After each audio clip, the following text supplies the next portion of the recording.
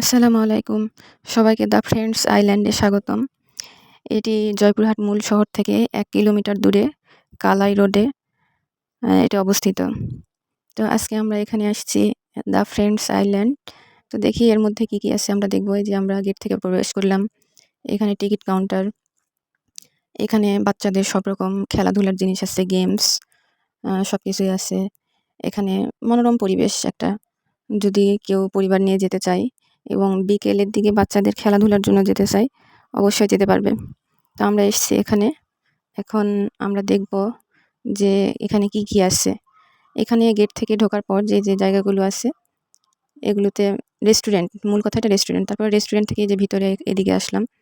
এখানে বিভিন্ন রকম খেলাধুলার রাইডসগুলো আছে, বিভিন্ন গাছপালা আছে। তো আমি ২টি ভাগে ভাগ করেছি। এটা পার্ট 1 দিয়েছি এবং এর মধ্যে আর কি আছে এটা আমি পার্ট 2 র মধ্যে দেখাবো।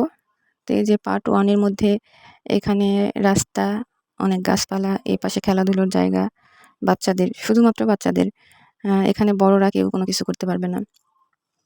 এদিকে অনেক ফুলের বাগান আছে, ফুল গাছ আছে, সবুজের সমারোহ, দেখতে খুবই সুন্দর।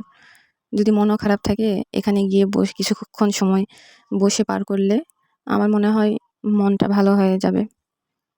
তো এই যে এখানে বসার জায়গা, সবুজ আর সবুজ, সবুজের সমারোহ। এই পাশে আছে দোলনা। এটা আমরা একটা দেখতে পাচ্ছি, সুন্দরভাবে এটা তৈরি করেছে। এই পাশে এগুলো সব সবুজ জায়গা, বসার জায়গা। এই পাশে বাগান এগুলো। তো জানি না আপনাদের কেমন লাগবে। যদি এটি ভালো লেগে থাকে, আমার ভিডিওর মাধ্যমে দেখে ভালো লেগে থাকে, তাহলে আপনারা সেখানে যাইতে পারেন, গিয়ে দেখতে পারেন। প্রবেশ মূল্য ৫০ টাকা। এখানে বিভিন্ন রং বেরঙের গাছ আছে। এই যে এখানে ভিতরে যে বসার জায়গাগুলো, এগুলো কমিউনিটি সেন্টার। এখানে বিভিন্ন রকম অনুষ্ঠান, বিয়ে, বার্থডে পার্টি সেলিব্রেশন করা হয়। এখানে বাচ্চাদের খেলাধুলার জায়গা আছে। আমার কাছে বেশ ভালোই লেগেছে। আপনারা যদি কেউ যেতে চান সেখানে যেতে পারেন। আমি পার্ট 2 টা দিব যে এর মধ্যে আর কি আছে, পার্ট 2 এ কি আছে। তো আপনাদের কাছে বললাম রিকোয়েস্ট, পার্ট 2 টাও দেখবেন। আমার মনে হয় অবশ্যই ভালো লাগবে।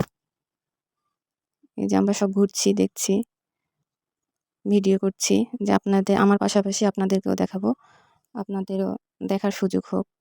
তাহলে আপনারাও যাবেন। যদি মন খারাপ থাকে তাহলে গিয়ে ঘুরে আসতে পারবেন এই জায়গা থেকে। সবাই ভালো থাকবেন, শুভকামনা।